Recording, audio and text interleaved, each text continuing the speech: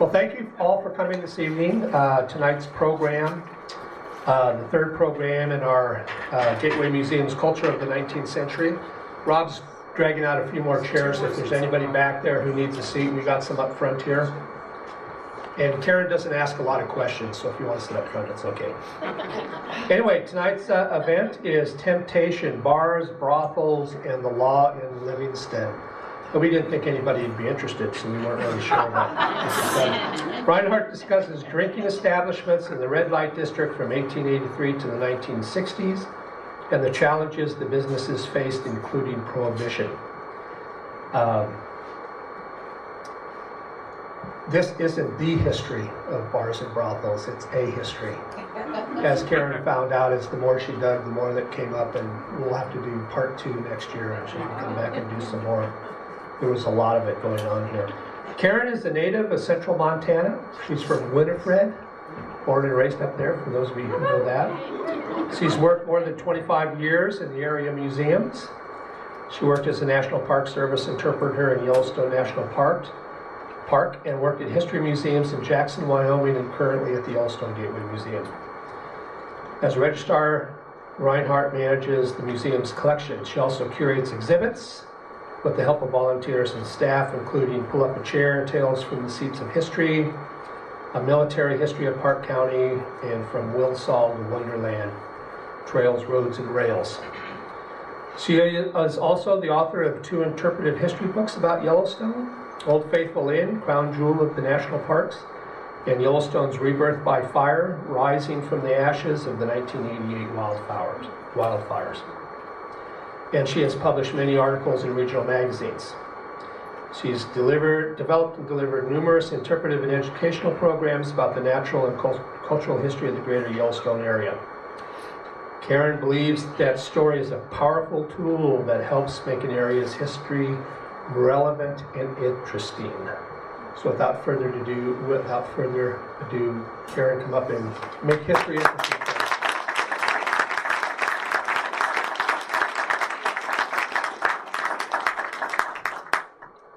Thank you, Paul. So this tale of temptation will sashay between bars and brothels on a roughly linear timeline from the beginnings of Livingston until the 1960s, with tolerance and intolerance always kind of lurking around the stories. And not all saloons and stories were included, or I figured we'd be here until bar closing time at 2 a.m. That said, you are invited to Neptune's, not too far, across the street, kind of, down the street a little bit, to continue the conversation after the program in the true spirit of this program. Now, like most stories of Livingston, this story begins with the Northern Pacific Railroad. Clark City was established on the banks of the Yellowstone River by forward thinkers in 1882. Business owners at Benson's Landing, a ferry crossing 3 miles east, promptly moved their businesses to the promise of Clark City. There it is. By early December 1882, 500 residents and 50 businesses, 30 of which were saloons, awaited the first train. Mentor Wetstein arrived by rail 5 months later. Like many others, he was ripe with wholesale liquor experience that he had gained in Iowa.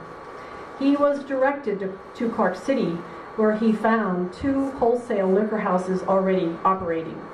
He was discouraged, so he left for Bozeman, but soon came back because he had heard from railroad officials that they would be locating their shops in the fledgling town of Livingston. This is a 1900 photo of the shops. So he and his brother Adolph decided to open a liquor house on Park Street on the 4th of July in 1883. And 2 years later, they expanded to sell liquor and cigars in Yellowstone National Park. And eventually, they opened another family liquor location on Main Street. Isn't that a strange name for a liquor establishment? The Family Liquor.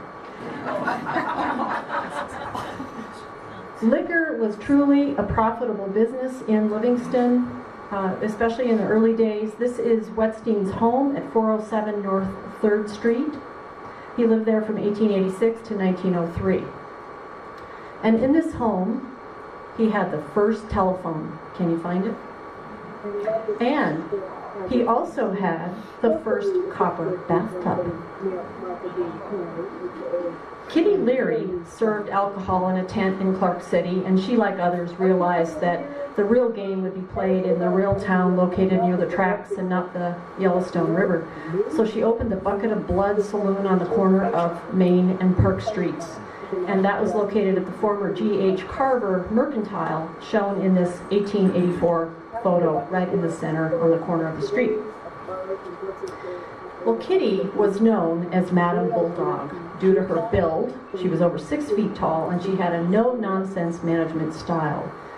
I'm not sure that she actually ran a bawdy house. I wasn't able to find that, and might be the victim of repeated stories over time. Doris Whithorn wrote that she was known as a woman of remarkable versatility, actress, faro dealer, musician, cook, and hostess. And legend, of course, has it that she forcibly ejected a drunken Martha Jane Canary, aka Calamity Jane, from her premises. After a couple of years, Madame Bulldog apparently had had enough of the rough life. She got married, she moved, and she established the first post office in Sunnyside at the mouth of Brackett Creek near today's Clyde Park. After the Bucket of Blood closed, a parade of bars and grocery stores operated at the location. Marino's American Beer Hall, shown here on the corner on the left. Pugliano's Grocery Company, which operated from 1918 to 1954. Note the man standing on the far right. This is Don Long, and he worked there during Prohibition and was known to haul Canadian whiskey in his big truck from Canada back to Park County. Then the NP Connection was on that site, and today, the Livingston Bar and Grill. This is a historic photo, it's coming, of the back bar at the Bar and Grill. So Marina Napoli first opened his beer hall at 118 North Main Street, today's Stockman Bar. It was the Voight's soft drink parlor during Prohibition and likely served alcohol. Voight was a bartender, so probably pretty good connection there. Napoli expanded his beer hall business to 2 mining camp settlements near Gardner, Aldridge, and Electric. And this is an area of Happy Hollow, the top row. Working at a dangerous job, which was fairly common in the early days.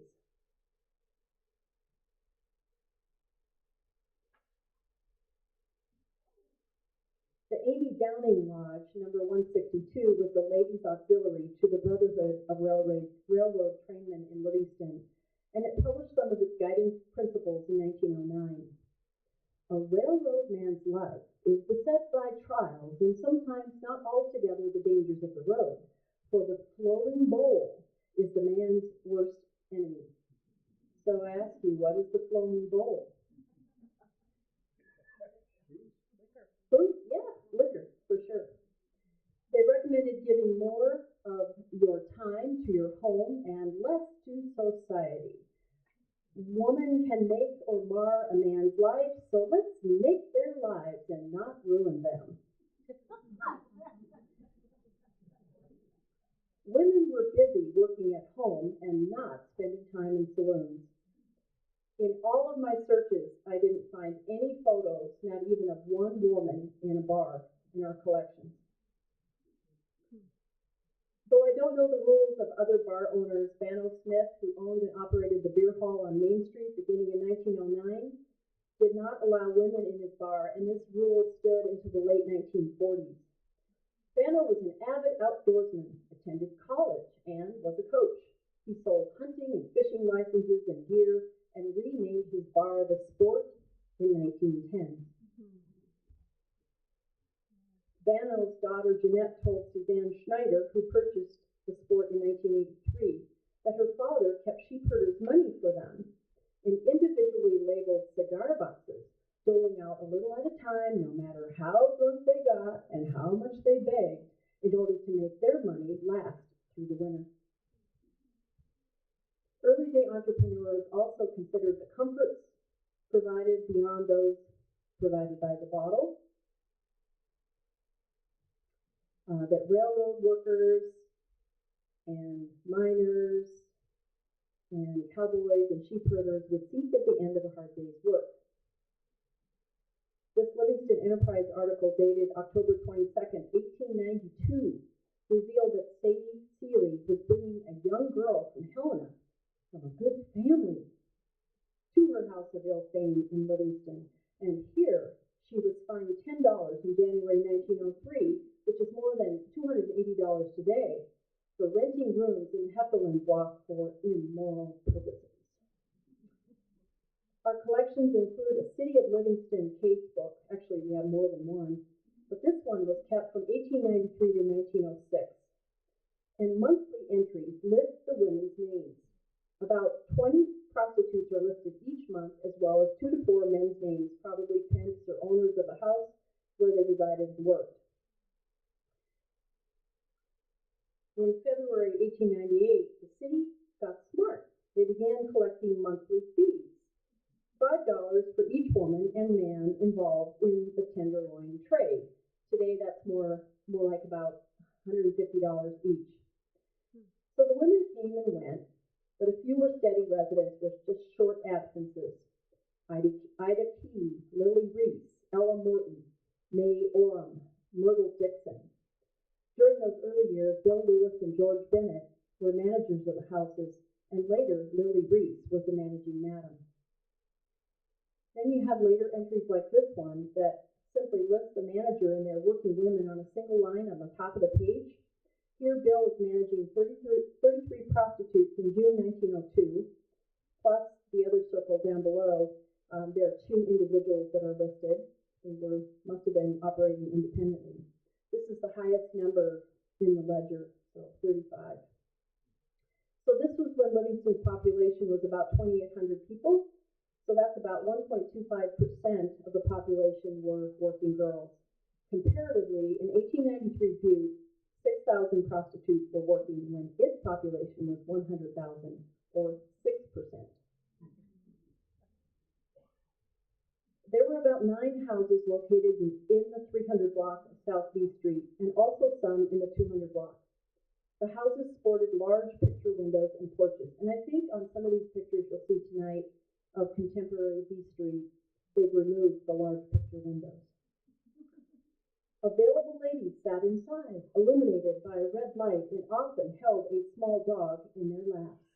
Window shopping.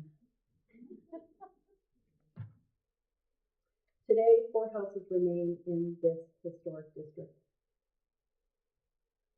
The people of Livingston generally tolerated the ladies of the red light district and even welcomed them, especially department store and grocery store owners, landlords, and people collecting money for worthy causes. But the women suffered very strict rules that kept them isolated. Prostitutes were not allowed to advertise their wares on the streets or make appearances downtown at night. And when a new worker came to town, she was given a thorough medical examination, a criminal background check, and fingerprinted before local police would give her the green light to work. Pete Nelson, elected city marshal in 1891, is on the left, and Livingston police force of about 1927 all would have likely kept legal tabs on these women. County Attorney Bard Smith made an effort in 1914, it was an election year, to close down the red light district. He was bending to the concerns of parents whose young children would soon be attending the new central school, today's Lincoln School, being built only a block away from the ladies of the night. Smith succeeded in his closure. He's very proud of that. But in December, 3 women were arrested for operating under the guise of a tobacco shop. Eventually, the brothels reopened near the school, and the women just operated a little more carefully. Social tension and turmoil had been rising across the country since the early 1900s, and there were a lot of people living in the rural areas who felt like their way of life was threatened. And so in order to strengthen the strength of their convictions and to try and force their values upon others, many of them joined organizations like the Women's Christian Temperance Union in Montana. It began in 1883, and this is a parade on Yellowstone and Calendar Street. The corner of Yellowstone and Calendar. The parade's going down Yellowstone. The Anti-Saloon League, 1893 to 1933, the Montana Council of Defense, 1917 to 1921, and of course the Ku Klux Klan, KKK, especially active in the 1920s. The two latter groups used discrimination and violence against non-white, non-Protestant immigrants. The Montana Council of Defense, and I couldn't find a picture of those guys, but this is the National Council here. They look rather serious. They also tried to control society by making every lewd and dissolute person who lived in and about houses of ill fame, or who lived with or upon the earnings of a woman of bad repute, and every common prostitute and common drunkard subject to arrest. The KKK also tried to uphold and control moral behavior. Much of the might of Montana's KKK originated here. The KKK's Grand Dragon in Montana in the 1920s was Livingston's Louis Terwilliger. Michigan-born and raised, he moved to Livingston in 1903, and for 10 years worked as the Park High School principal. He then focused on his business, his 640-acre ranch, and the KKK after retirement. Lewis's son, Homer, who's on the far right, assumed the role of the Grand Dragon after he graduated from high school and when his father was out of town. For members of these organizations, supporting Prohibition was a natural way to attack the social mores that were causing people to drift away from America's core values. So if you were for Prohibition, you were against what symbolized the city, its saloons and immigrants, and you were dry. Your opponents, the drinkers, were wet. The Women's Christian Temperance Union and the Anti-Saloon League led the charge against alcohol. By 1916, there were more than 5,000 temperance and suffrage activists in the state, which had increased by fourfold since 1903. In November 1916, Montana voters, including women, approved a referendum for the statewide prohibition of alcohol. Women were definitely becoming more politically influential. Ultimately, rural and urban voters passed the 18th Amendment to the Constitution, which forbade the manufacture, sale, and transportation of intoxicating liquors, but not their consumption. It went into effect in January 1919, so a little over 100 years ago. Judgment had solidly passed on the liquid livelihoods and lively habits of tavern owners and their clientele, but of course the drinking didn't stop. These purveyors of the drink rolled their barrels and operations underground, often under the guise of a candy store, soda parlor, or other establishment. The state of Montana would quickly realize a substantial deficit in revenue. No longer were liquor traffickers and barkeepers paying taxes. So this is a good time to pause and recognize that there were several anti-prohibition organizations that sprung up almost immediately across the country after it went dry. Within 5 years, people perceived more drunkenness, crime, insanity, and disrespect for the law, not less. And, as you can see, not all women were against alcohol. Pauline Morton Sabin organized the Women's Organization for National Prohibition Reform in 1926 and was featured on the cover of Time magazine in July 1932. And a little perspective from our local historian, Warren McGee. He said this in a history meeting. Prohibition was more violated than adhered to. It was a joke, really. It was one of those laws that we pass in our society and was laughed at from beginning to end. Local resident Cecil Overfelt remembered that there wasn't a creek in the area that had a good spring producing pure, clear water that didn't have a still producing moonshine whiskey. Montana was and still is a top wheat producing state, and that really helped. Many men and women in Montana made moonshine at home using local grain, giving them important cash for staples they couldn't grow or raise. So why would people take risks that would land them in jail or worse? Well, the answer is times were tough. During and after the First World War, Americans suffered great loss. Other countries suffered even more, of course. About 1,000 Montanans died during the war. Park County families lost 23 young men. But survivors faced even more loss when they returned home. 5 times as many people had died from Spanish influenza than from the war. Park County lost 63 people. 62% were 25 to 44 years of age, and 62% were male. We lost the strong. Children were left without mothers or fathers, and making a living in order to support large families of the day as a single parent was difficult or impossible. The risks, I suppose, were worth taking if there was a chance, be it slim, of survival. Successful businessman William Graybo died of the flu in 1918. He's shown here behind his bar at the Graybo Hotel. He and his wife Elizabeth built the hotel, which they opened in 1911. The hotel still stands on the corner of B and Calendar Streets, operated by his granddaughter, Patricia. Losses did not end with loss of life. Critical wartime demands had increased agriculture, mining, and timber production in Montana and other places, prompting individuals and businesses to take out huge loans to buy equipment in order to meet those demands. But after the war, the demand dried up and the skies didn't rain, crops failed. About 70,000 homesteaders gave up their dreams and left the state. Industries shut down and unemployment rained down on those who remained. More than half of Montana's banks closed in the 1920s. People's savings were gone. Hope was gone. Our great state was teetering. People really had to be creative with how they made a living. That is, if they decided to stay. Nancy Atkins told me about her moonshine-making grandfather, George Atkins.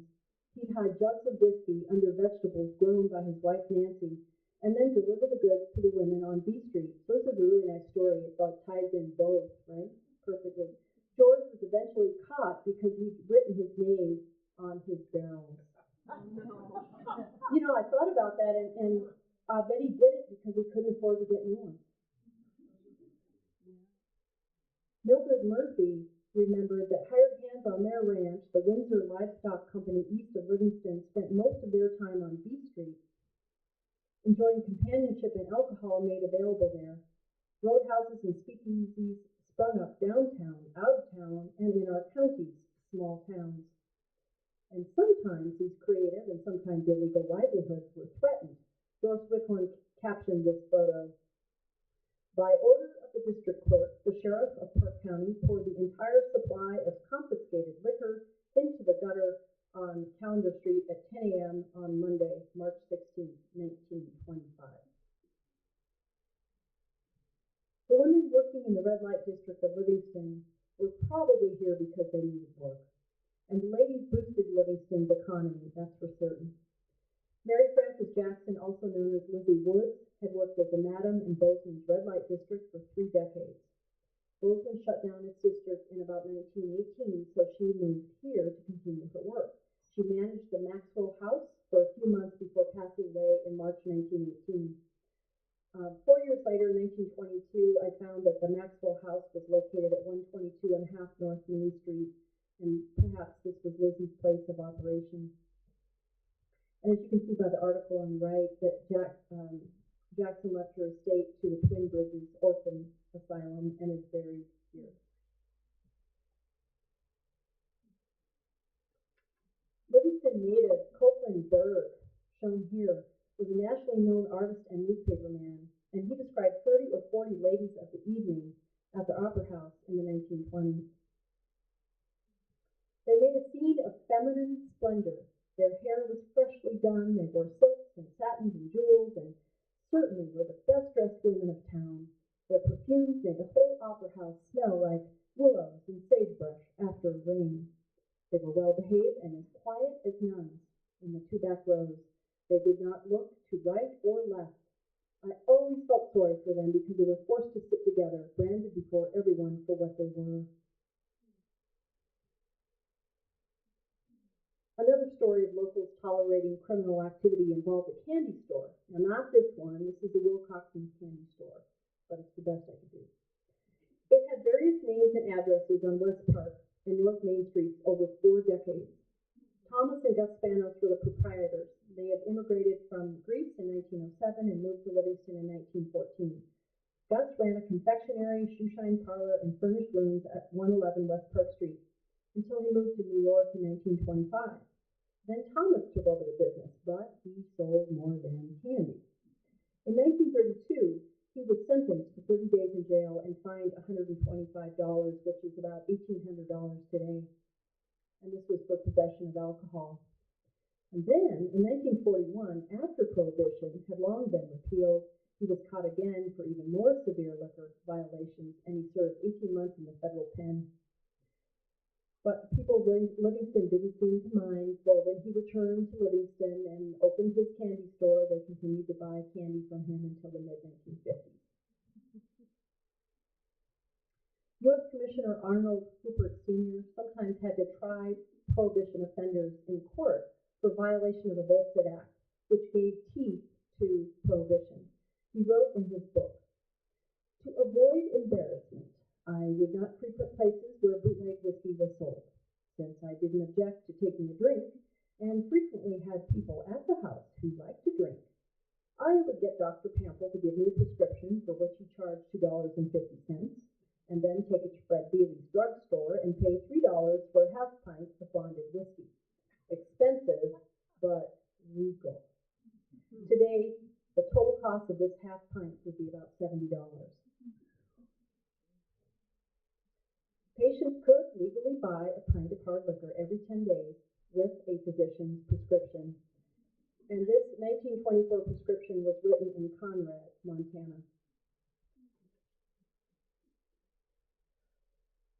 Police officer William Phillips kept a notebook that included entries from the 1920s, and these are in our collection.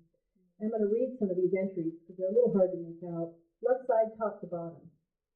January 19, 1925, Bill Gong, Bracket Creek, bringing in booze. January 16, 1925, Vickers Drugstore sold booze to Jones Boy. February 1, 1925, Maycoof, 232 South F Street is making beer and wine. And at the bottom, Miss Edna Smith runs house, corner of 6th and Clark, opposite Wyman's. Windows broken, referencing a house of ill repute. Hunter family members signed this 1883 temperance pledge that was printed in their Bible. So this push for, not drinking was not a new thing. Dr. A.J. Hunter settled at Hunter's Hot Springs near Springdale, east of Livingston in 1870, and opened a 2-story hotel and bathhouse in 1883. He sold his property in 1885. But anyway, the temperance pledge warns in a few places that moderate drinking tends to drunkenness. Item number 15, the pledge protects us from the solicitations of friends and removes us from the temptations of the saloon. It's unknown when Hunter's Hot Springs began distilling its own whiskey in a nearby secret location, but its moonshine was well known to local residents both before and after Prohibition and during. Yes, we all know Bing. Cecil Overfelt worked at Hunter's Hot Springs during Prohibition and took dudes on horseback rides, and he remembered his most memorable dude, Bing Crosby. And of course, and these are his words, he came incognito but didn't remain so very long, as the sociability following a moonshine session sooner or later divulged his identity. There are so many Prohibition stories of moonshine makers feeding the mash to pigs and chickens when the federal agents were threateningly close, of a special room with a window being built onto a home on K Street so whiskey makers could watch for police, of trucks piled high with bags of sugar, raw sugar that was purchased from Sawyer's, going up Flushman Creek and returning with a canvas-covered load of barrels, of locals smuggling bottled whiskey from Canada into Park County, and of the feds eyeing sugar shipments coming in by train to Livingston.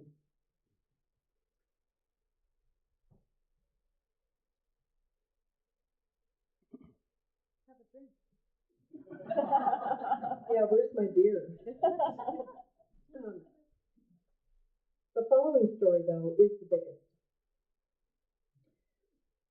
Two Irish Catholic brothers, Mike and Dominic Johnson, settled in Livingston and worked for their brother James in the Chestnut Mines between Livingston and Bozeman. And this is an adjacent mine to the Chestnut Mines. Beginning in about 1904, they operated, managed, and tended bar at various North Main Street saloons. And I want to add here that most of the bars in Livingston were North Main, that first block when you turn off of Park Street onto Main. It was all bars. Of course, there were other locations too. But they tended bar at several locations on North Main, sometimes together, sometimes working solo. Most hotels had a bar, and Mike also worked at the Park Hotel Bar. They also wet the whistle of miners working at Chestnut, where Dom got into trouble for allowing minors, that is, underage drinkers, into the saloon. Dom also managed the Hotel Dakota Saloon at Hunter's Hot Springs, and there he was convicted for having an illegal poker table.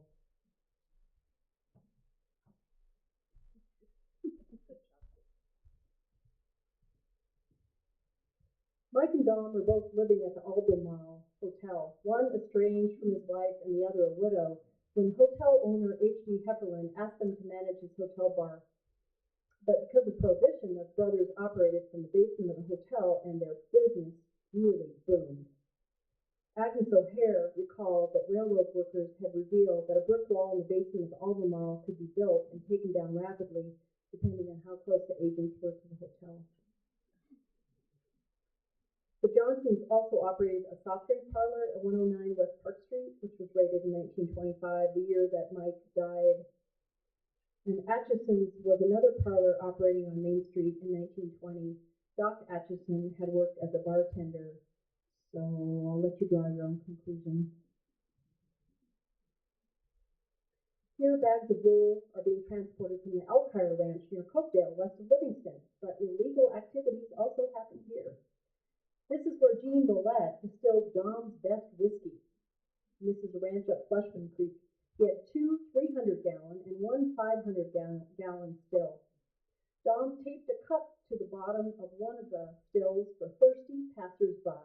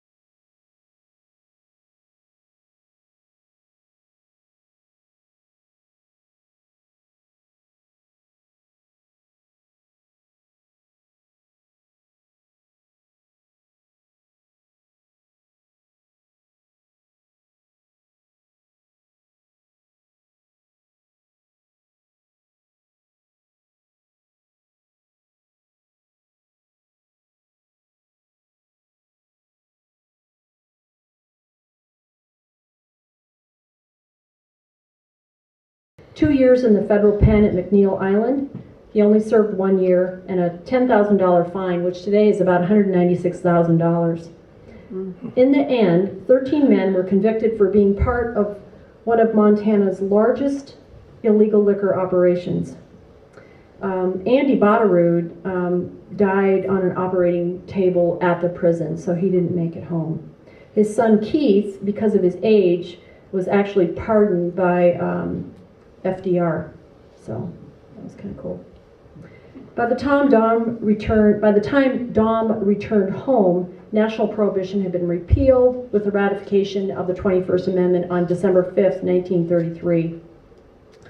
So Dom set up his old moonshining pal Gene with the Travertine Bar at 104 South Main Street. And then Don was called back to manage the Albemarle for about a year before his death in 1938. 10 years later, on October 2nd, 1948, the red light district on B Street was closed permanently. Police officer Don Frazier, yeah, it's the same guy who got the barrels out and got his buddies drunk. He was a remarkable man. I actually knew him, and I know many of you did know Don. Great person. Loved the history.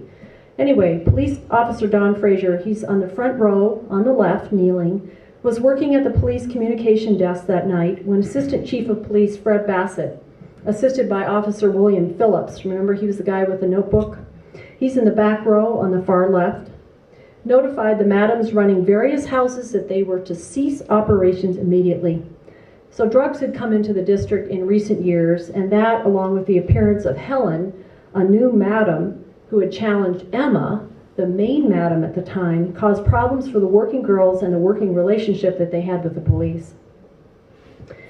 But when things were going smoothly, Don remembered regularly checking on B Street houses, and one of the women, Big Mary Evans, made angel food cakes for him, which he'd sit down and eat right there on the premises. He also recalled a lot of anonymous large donations that the women gave to local families in need.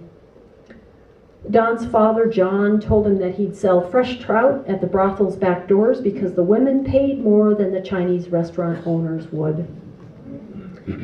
Now, after the closure, some of the madams continued operating on the outskirts of town. One house, ran by Helen Lee and Jack Latch, was located east of town near the sewage treatment plant and the meat packing plant. A large black cat on the roof marked the house. They later moved to another house across the road. Jack drove a new bronze-colored 1960 Cadillac, and I realize there are a lot of different models, but I just picked one to give you an idea. He always wore a big hat and had a cigar in his mouth, and he'd drive the girls around town and cruise the streets, advertising their offerings, and he'd take them shopping. They'd go to Spencer's or A.W. Miles, department stores. The girls were on a circuit. They'd typically arrive from Nevada via bus or train. They'd be in Livingston for a couple of weeks, and then they'd go on to Butte. Helen and Jack were married in 1959 in Billings and are buried in the Catholic cemetery here. They too were fondly remembered for their generosity. After 1948, a couple of houses south of Livingston offered ladies of the night. W.T. Rabbitry was a business that raised rabbits as a front for its more lucrative exploits.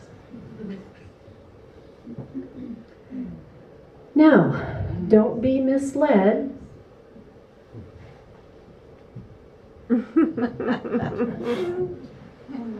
Funny. So this is a calling card for Marie's Place, signed by, I guess, the women.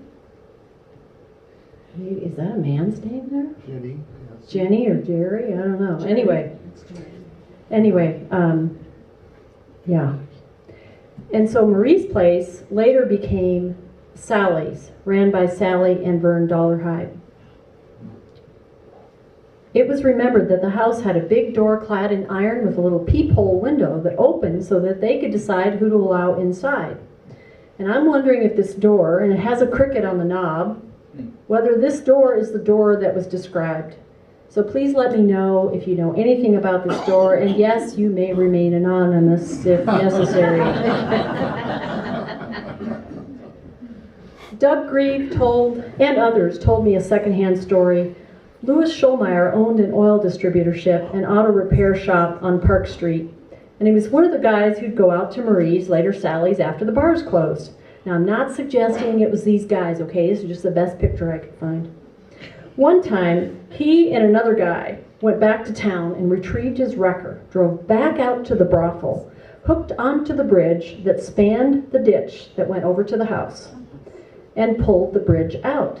That left all of his buddies stranded on the other side with their cars. After they somehow got home, they had a lot of explaining to do. I wish I could talk to some of those wives.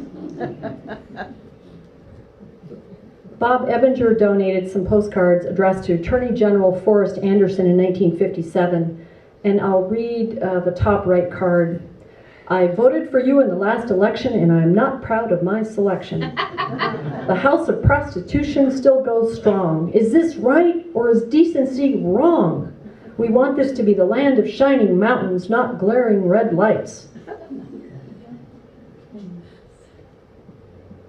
So the postcards didn't ultimately do the trick, as some of the houses operated into the 1960s and perhaps later. A 1963 newspaper article stated that Mrs. Clara G. Fowler was sentenced to 5 days in jail and fined $750 for tax evasion. She operated a brothel on the banks of the Yellowstone River near Livingston, and her business name was Penny Davis. My first job in Livingston was waiting tables at Paradise Inn in 1983. And it was there that I met Wilma Riley, who had appointed herself head waitress. She was extremely competitive, simultaneously stealing tables and turning on the charm for her captive customers. And Wilma was very open about her work on B Street. She was born, and this is from her obituary, she was born Wilma Irene Moser on May 25, 1922. She grew up in Fromberg and Billings areas, but Ancestry.com research revealed that she had also lived in an orphanage in Helena. It's not known when she started her working girl career, but her obit stated that Wilma pursued a modeling career in Chicago and claimed to have known Bugsy Malone. So she'd lived a rough life. She often said, "Everyone in town knew who I was. The interesting part was going to church on Sunday and sitting across the aisle from Mr. Monday, or just behind Mr. Tuesday." Wilma had 6 husbands, widowed 3 times, divorced twice, and her last marriage with Dwight Riley was dissolved in 1976.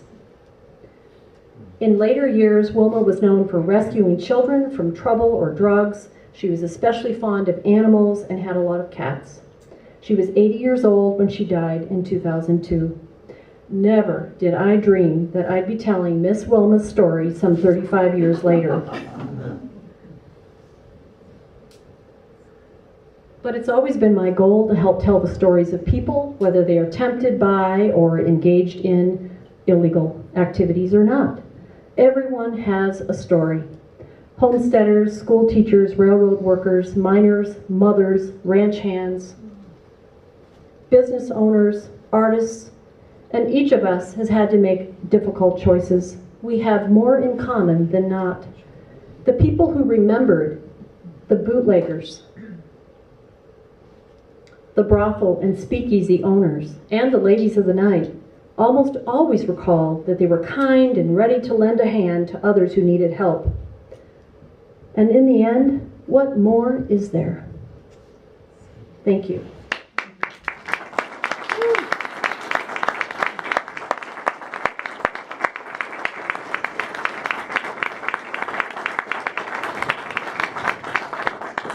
I would love to hear if any of you have stories to share, or if you have questions. Or if you have stories and you want to be anonymous, you can just, contact me later. But obviously I wasn't able to really tell a lot of the more contemporary stories from the 70s and the 80s and forward, but I know there are a lot more. Karen, yes. do you know what how many total brothels there were over the course of the history of Livingston, or how many prostitutes? Nancy's asking how many total brothels there were. I think I've read between like 12 to 15 that were operating generally at any one time, but who's to say whether they really were all right on C or B Street and C Street? So I guess I can't really answer that question, but something like that. And then just looking at those early ledgers, but that was also when Livingston's population wasn't as great as it would eventually become. So maybe there were more, but they really were coming and going, at least in the early days. I started doing, keeping track of every individual person. So I've got a spreadsheet started, but some of them stayed for, decades. That's a good question. I'd have to really do some deep research. Yeah, any other questions? Yes? Presumably, some of the women became pregnant. Did you ever see photos of children? Did they keep children with them, or were there orphanages? So this woman is asking whether the women, or that the women mentioned the women probably got pregnant, and did you ever see pictures of the children? You know, I didn't find any pictures of any prostitutes at all. I searched on names, and people, you know, it was illegal but tolerated, so people didn't take pictures of these women. And I had to wonder when they were disappearing for certain periods of time, if they were leaving to go get that taken care of, or to just go and have the child, right, and then give it up for adoption or something. So I don't really know. That's a good question. If you want to help me do research, let me know. Nancy? Well, I know that Helen Lee had a child, and I don't know if she was ever a prostitute, but she was the madam. And she would go to the bank, National Park Bank, and make deposits. And this was sent to her child, wherever the child was. And one of the tellers told me that they thought she had a son. And Helen Lee always dressed very nice, like a professional lady, and was very courteous and kind to everyone. And you know, they supported all the businesses. Right. They would go to the Tecca's grocery store, which was not very far away, and people would deliver things to them all the time. But anyway, I know that, and some of them, when they had children, if they got married or something, they left the profession. But some of them did have children, but the children did not live wherever they practiced. Okay.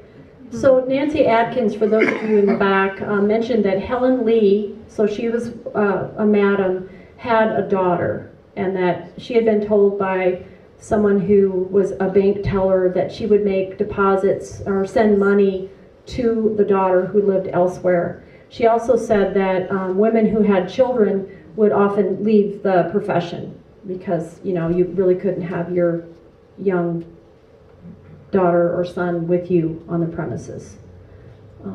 Okay, any other comments? Yes, Bill? When we were in junior high at Lincoln, B Street was still going, and they built Safeway down there, so it kind of changed. But I don't know, maybe I missed it, but did you ever mention Helen's? Now Helen, when they closed down B Street, Helen moved there at the corner of where Old 89 goes out to The 3 Shields, acres. right? Yeah. And we used to have operators here in Livingston, and that was one of the fun things that the kids did at night, was they would call Helen's and say, "Would you please send my dad home?" Another thing on this is that the ladies that worked there on B Street, they had checkups, because we always had, in the evening, a taxi would come, because we lived on 10th Street, and a taxi would come, and a couple of the gals would come in, and my dad would examine them, and the taxi would wait and take them, you know, back. And Yeah, Bill's dad was a doctor, just to clear that up.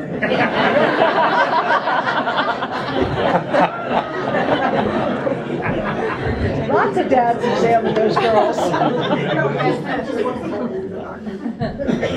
Yes, George? You know, speaking of, well, very nice people, you know, who ran houses of ill repute, you know, there was I had always heard rumor that there was a very nice person down in Gardner who ended up running a hamburger stand after she retired. You ever run into hear anything about that? No, I haven't, but I'm kind of like, my wheels are turning. I live near Gardner. I think I might know who you mean. But I did ask a historian at the park whether there were any brothels in Gardner, and she said nope, there weren't any. But then I'm like, what? I mean, the U.S. Army was there.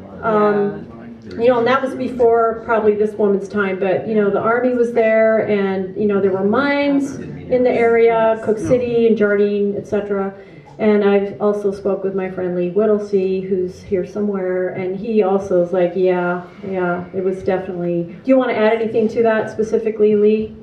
Yeah, I interviewed Kay Baker. What? I interviewed Kay Baker. Okay. She was born in 1922. And of course we knew from the literature that there had been madams looking right over the buildings at the arch to the depot, looking right out at emerging training passengers, perhaps selecting some possible customers. But Kay Baker told me that when I told her I had heard that Garner's red light district closed very early, she says, oh no, that thing was rolling until World War II. And I said, well, where was it, Kay? And she said, it was just where you'd expect down behind the old theater in that industrial looking part of Gardner, where the freight engines and wagons used to come in. Okay. And yes, she said that red light district was operating until World War II and didn't quit till after World War II. So Lee was saying, for those of you that couldn't hear up here, that yes, there was a red light district that operated until, at least after World War II. He interviewed Kay Baker. We have a lot of her items. We were given a lot of her items after she passed away. But that they would set up, they had houses pretty close to the arch, like where the train depot was. They would come in and people would get off the train right there at the arch. And so they were in a perfect place to solicit and be ready for customers, I guess. Yep. Lindy? I question when the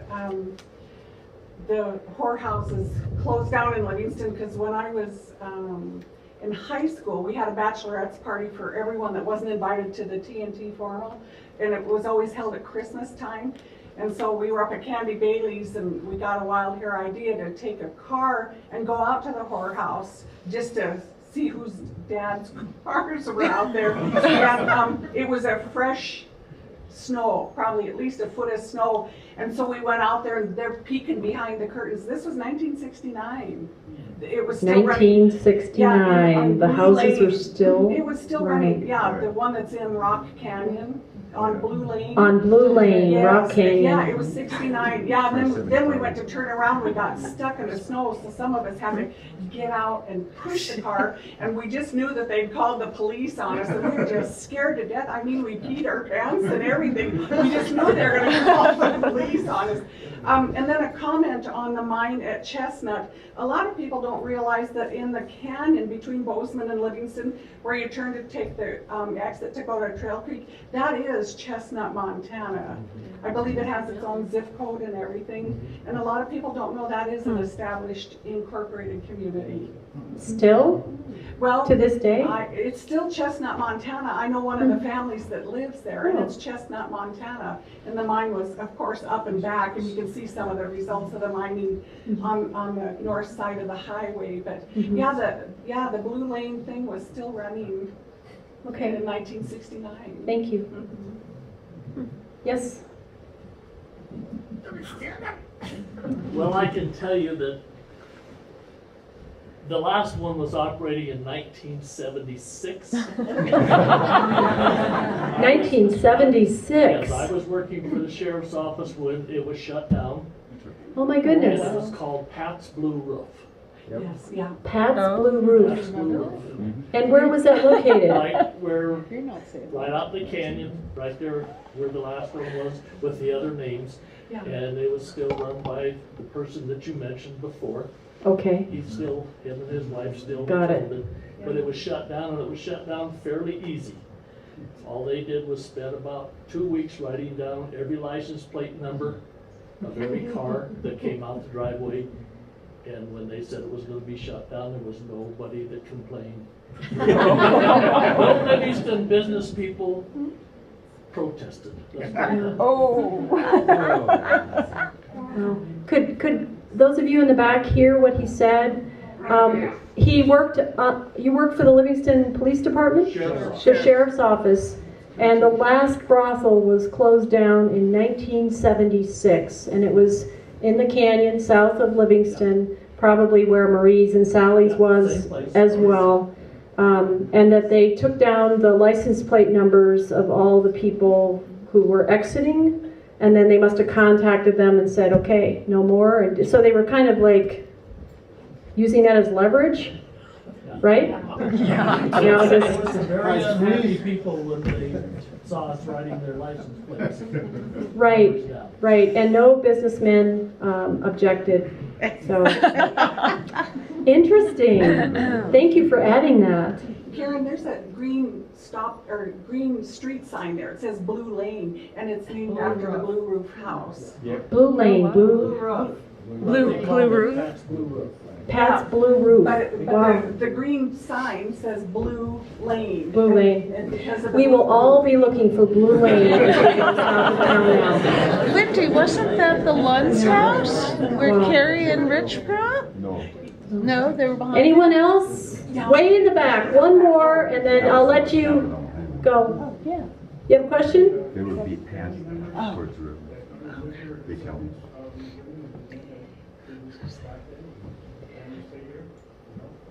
I think there might be some family members of some of the people who ran the houses, but I wasn't able, I didn't have a, I don't know, I didn't talk to anybody about that.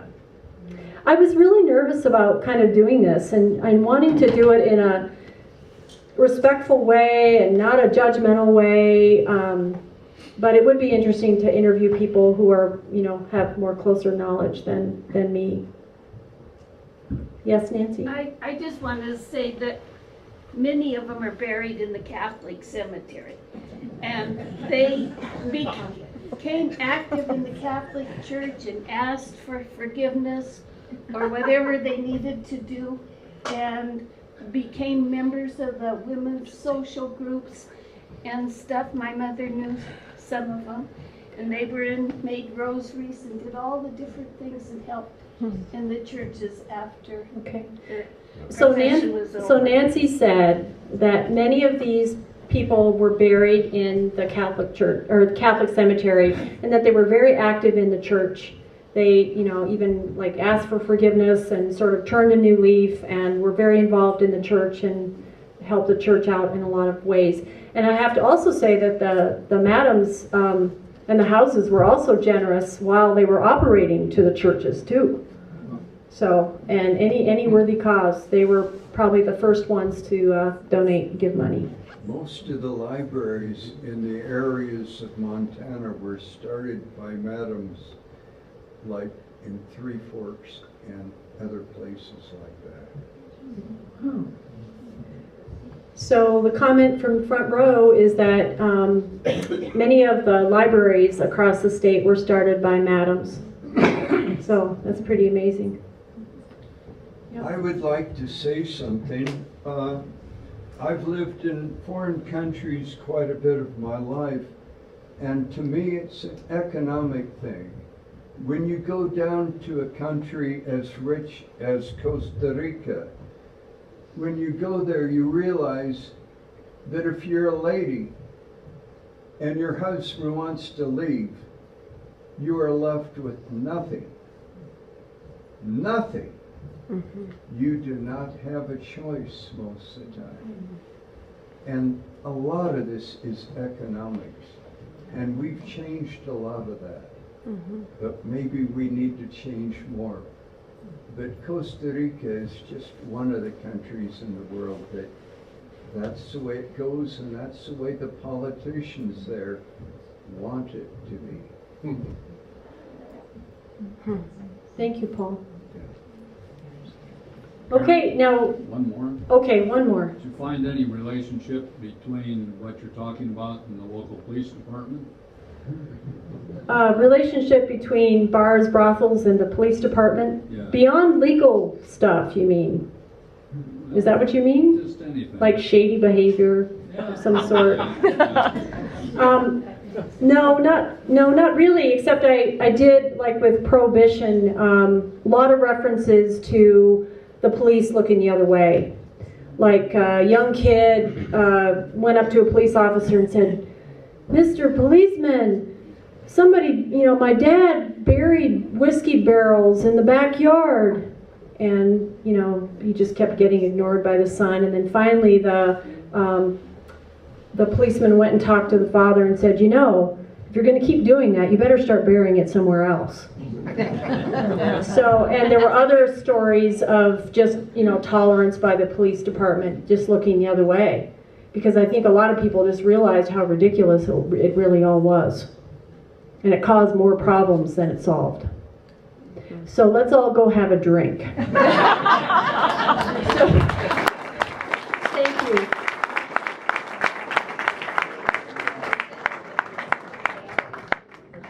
I just want to say I'll be up